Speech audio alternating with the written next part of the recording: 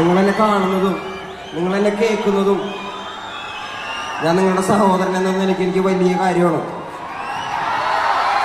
ഞാൻ ഒരുപാട് ഇടങ്ങളിൽ പറഞ്ഞിട്ടുള്ളൊരു കാര്യം,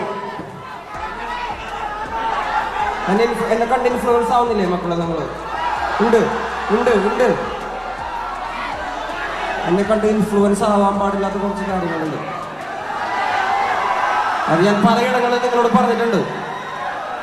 എൻ്റെ അനിയന്മാര്, എന്നെ കേൾക്കുന്ന കൊച്ചനിയന്മാരും അനിയത്തിമാരും വേടന്റെ കുറെ ദൂശീലങ്ങൾ ഇൻഫ്ലുവൻസ് ആവാതിരിക്കുക. എനിക്കിത് പറഞ്ഞു തരാൻ ആരും ഉണ്ടായിരുന്നില്ല. ഞാൻ ഒറ്റയ്ക്കാണ് വളർന്നു വന്നത്.